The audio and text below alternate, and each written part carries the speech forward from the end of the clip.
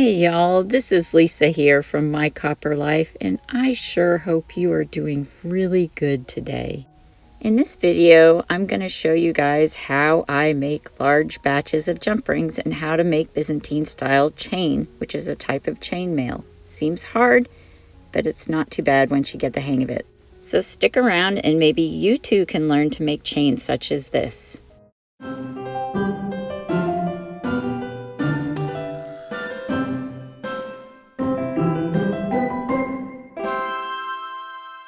The materials you'll need for making batch jump rings is a drill of some sort. I've got a corded drill here with a keyless chuck. It's just a simple drill. Next, you'll need a mandrel for your jump rings. This is a 4.5 millimeter mandrel, an old knitting needle, but you can use whatever size you need for your jump rings, and I'll explain more on that a little bit later. You'll also need some wire. I'm going to use 16 gauge wire for this tutorial, but you can use the size and gauge that you would like to use.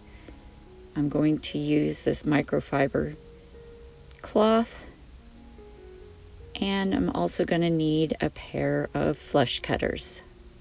And this includes the materials I'm using to make batch jump rings. The materials I use in this video are also listed in the video description below, so feel free to check that out as well. So now let's get started on this project. We're going to start off by inserting the mandrel in the drill like this. And as you can see on the tip of this drill chuck here, there are little spaces around where it holds onto your mandrel. And I just shove the wire down in there a little bit, the end of that wire that I'm going to use. And then I just bend it at about a 90-degree angle downward so that I can grab a hold of that wire. And that's just going to hold that wire in place as we start to rotate and turn that drill on. So here you can see I'm just slowly winding or allowing the drill to wind this wire. I've already pulled a big part of wire out of the spool, and now I'm going to slowly allow that wire to wind on the mandrel all the way down to the end. And you need to be careful not to just let this microfiber towel get tangled up in that wire. So I usually use my finger to kind of guide along there, and I do this very slowly because I don't want it to get out of control. So now I've got it all the way to the end there, and I'm going to stop. Obviously I have a little point on the end of this, so I don't want it to go too far off of there because then they're different size jump rings. So here you can see I've got a nice tightly wound coil of jump rings. So now I'm just going to pull that off the mandrel. And there is the finished product of a batch of jump rings. I'm going to grab my flush cutters and we're going to flush trim the end of this wire off. So I'm going to trim it back right where it's still kind of going, making that perfect circle at the end of that jump ring or that coil. And we're going to do the same thing on the other side. We're going to cut it off from the spool. And see, I'm going to go back just a little bit because I want to make sure that it's not straight wire. And there you can see it's a nice perfect circle at the end. And there is my first coil. And here I've got a whole batch of them. So now comes the fun part of these jump rings. When you don't have the tools to actually cut these jump rings professionally or just batch jump rings, you have to do them by hand. So here I'm using a flush cutter, and the flush side needs to be at the end of your wire. So here's this side. This side is already flush cut.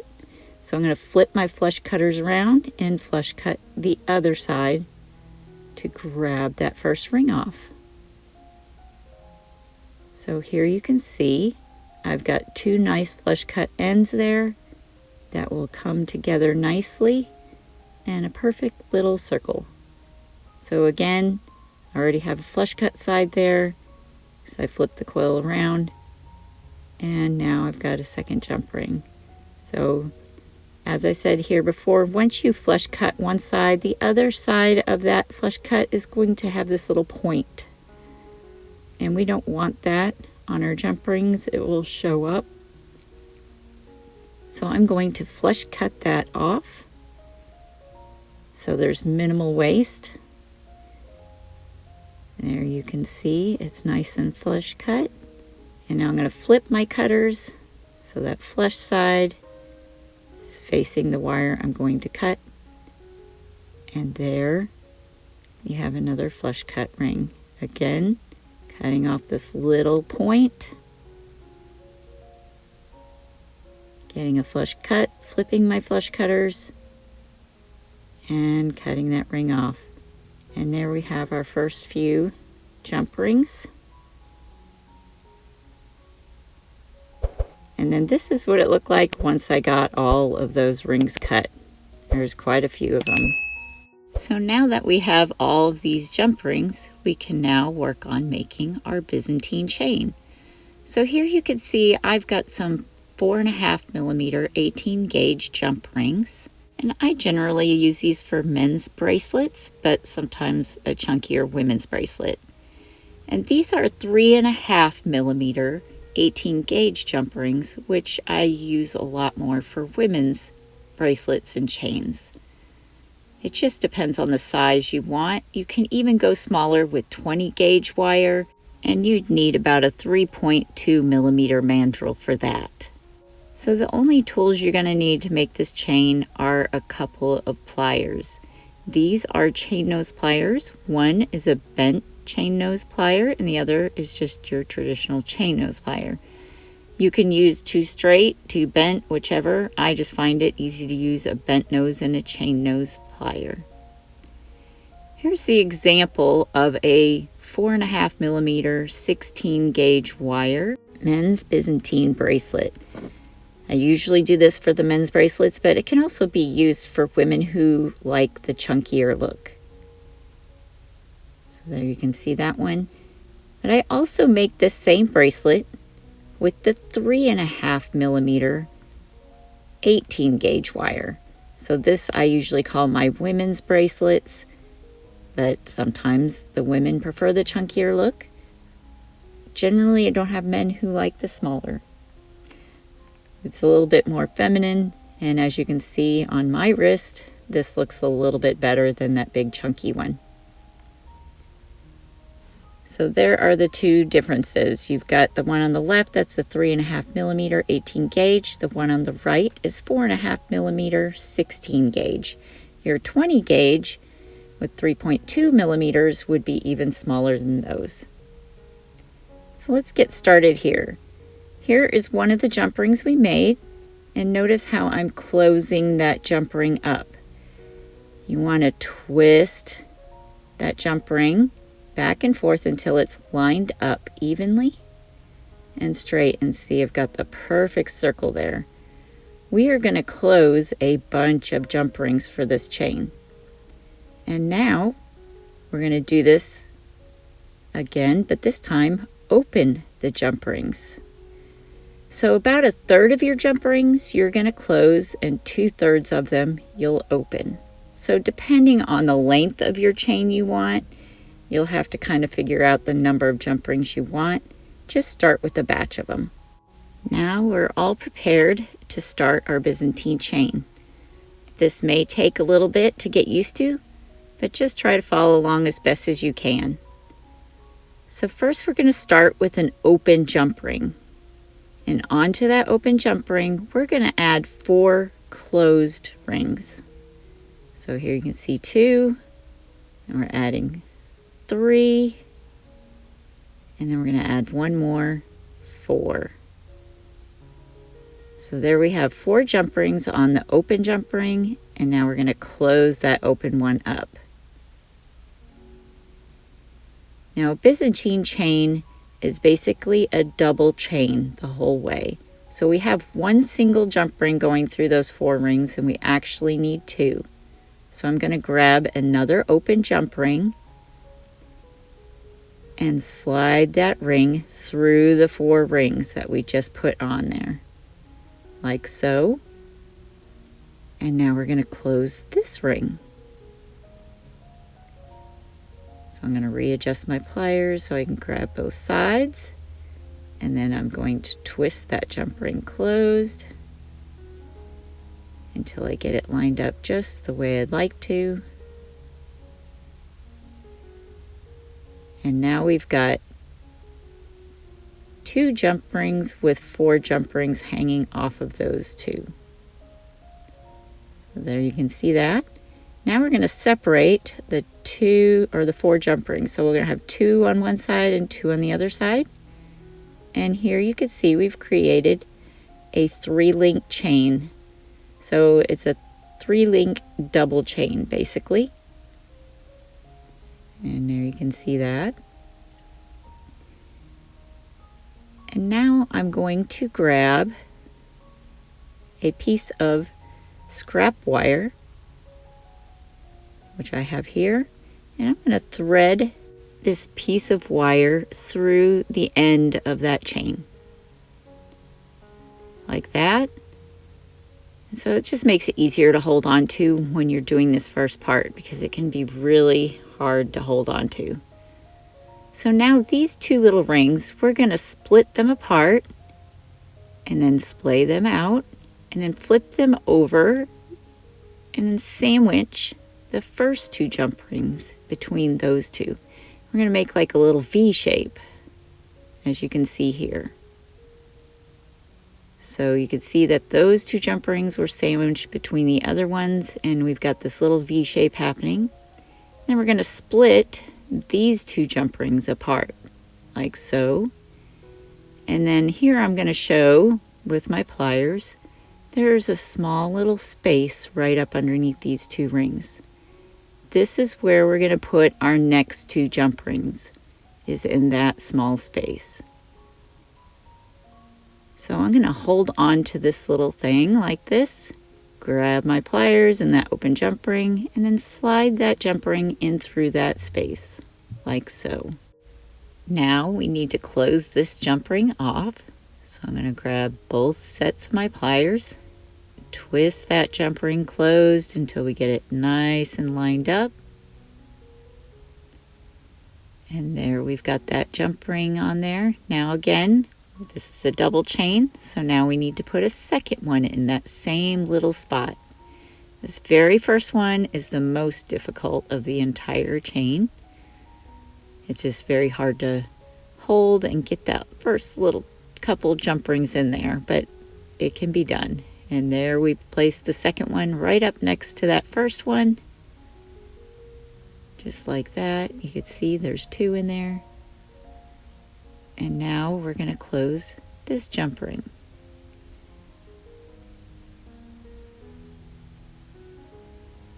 And we're going to twist that until it's closed.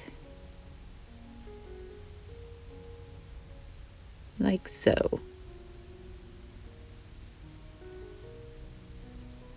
And now we've got our double closed rings through that last little gap. And here you can see our first little Byzantine link. So now we're just going to repeat this process all over again. I'm going to take an open jump ring, and there you can see 2 closed rings are on the open jump ring, which is the end of the last Byzantine link we made. And we're going to add a 3rd one, and then a 4th one. So it looks much like we did at the beginning with the open jump ring with 4 rings on the open jump ring. And now we're going to close this jump ring, grabbing both of my chain nose pliers, and I'm going to twist the jump ring closed, lining it up nice and even. And there we're going to split those 4 jump rings apart, so we got 2 on each side, and there's our chain of 3. Now we're going to grab an open jump ring, put it through those first 2 and the third 2 jump rings because again, this is a double chain, so we only have one single jump ring through the middle of those 4 jump rings. So we're just putting our second jump ring in. I'm going to close that up. And now we're going to split those jump rings again. And there is our 3-link double chain. So there you can see the 2 are separated from the center one. And I'm going to split these 2 jump rings at the end again. Push those back toward the first 2 jump rings, making our little V shape, sandwiching those first 2 jump rings. And now we're going to split these 2 jump rings out. And remember that little space that's underneath there? We're going to take this open jump ring and slide it on through, just like that. And notice that was just a little bit easier to get in there. That first one is always the hardest. This still is pretty tight, and you will get used to it. Here we're going to close that jump ring up. And again, we need to double this up. So I'm going to grab a second open jump ring. And then we're going to slide that one in next to that singular one. Just like that. So I'll show you again here. Just slide it on through in there. Just like that.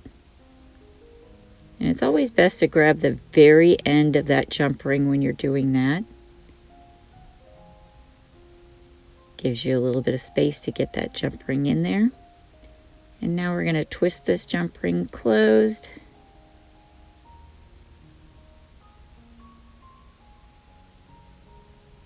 And now we've created the second half of the Byzantine link. So this is one full Byzantine style link. Now I'm going to show you one more time with an open jump ring. I'm going to grab these last 2 jump rings and then add a 3rd closed jump ring and a 4th closed jump ring, because the last 2 of the link were your first 2 jump rings, and then I added 2 more to total 4 on that open jump ring. Now I'm going to take my chain nose pliers, get them in position, and twist that open jump ring closed. And here you can see the chain of 3, but I still need to double up that center jump ring. So I'm going to grab another open jump ring and then slide that through those first 2 jump rings and then the second pair of jump rings. So now I have all 4 of those jump rings on this open jump ring. And now I'm going to readjust my pliers and close this jump ring.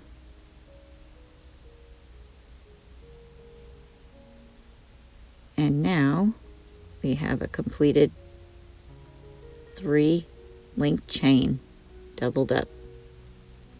So now we're just going to repeat the last one by splaying out these last 2 rings, pushing them toward those first 2 jump rings, making that little V, sandwiching those in, and then splaying these last 2 jump rings out to expose that little gap that we're going to put our next jump rings into. So right up underneath there, I'm going to take an open jump ring and put them in that little gap at the end of our Byzantine chain. Just secure that together. Now we're going to grab those chain nose pliers again and twist this jump ring closed.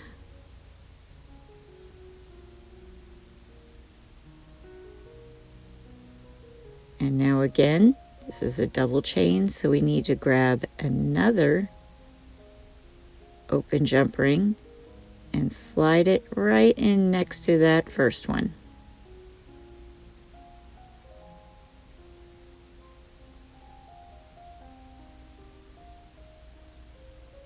Just like that. And now we're going to close this ring up.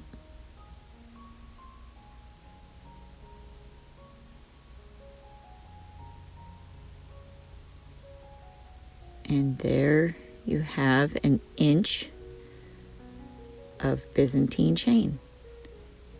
So this is just the beginning. You can make all sorts of things with this Byzantine chain. You can make bracelets, necklaces, earrings. So just be creative. This is a great little thing to add to your jewelry pieces. I love the Byzantine style chain. It's not too difficult to start with. It can be at the beginning seem like it is, but trust me, once you get the hang of it, it goes pretty quickly. So I've chosen to use my Byzantine chain to make two 10-inch rein chains. Rein chains, for those who are wondering, are used to connect the horse's bit to the reins, and it adds a little bit of weight and feel to the reins. So what this does is it aids in the communication between the horse and the rider. It also can be used as a safety feature designed to break away before the reins in case of an accident. So as you can see, this chain can have so many useful uses. So have fun with it and be creative. Next, we need to work harden our piece. So I choose to use a Rotary Tumbler, and I use this Lortone Rotary Tumbler. I'm not sponsored by them, to tumble my pieces. I've got my two rein chains here, some water, and the Shine Bright compound, not sponsored again. And I'm going to open this tumbler up so I can show you, or the barrel of the tumbler, what I have inside. So I pull that nut and washer off first, pull the cap off, and then you've got an inner seal, and you kind of have to pull that outer silicone rubber piece apart because it really seals tightly. And then you pull that lid off, and inside my barrel I have a few ounces of stainless steel shot.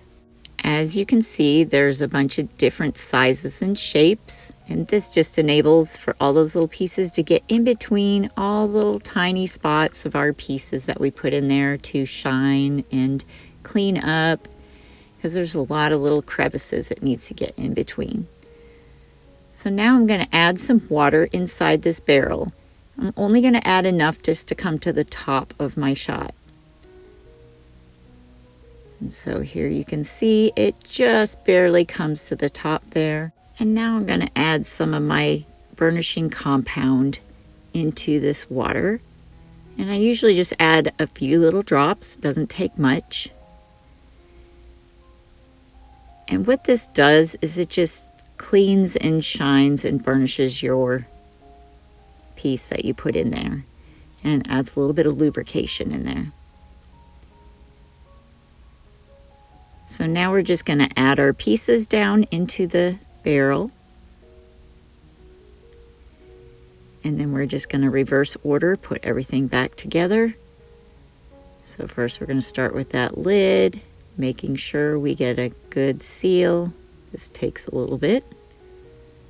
Try to fit that down in there. It's a nice tight fit so we don't leak everywhere. And then the little aluminum lid over the top of that, and then the washer and the nut, ensuring the little ridge that goes onto the cradle is facing the right direction.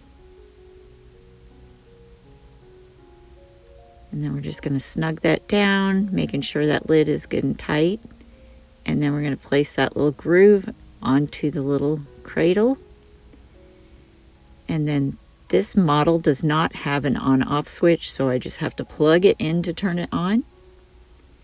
And then I am going to let this whole thing run for about 5 hours. I like to run it this long just to work harden my piece. Also, I find it much easier to tumble my piece at the end rather than putting all those jump rings in at the beginning and then having to fish out all those jump rings out of the shot. So now I can just grab the piece out of my shot at the end and rinse it off, and then it's complete. And here you can see the completed rain chains, all nice and cleaned up. What did y'all think of this project? If you liked it, can you go ahead and give me a thumbs up? And if you'd like to see more videos like this in the future, or even some of my older ones, go ahead and subscribe to my channel. I have and will always have lots of fun things to make. Thanks for watching. I'll see y'all next Thursday.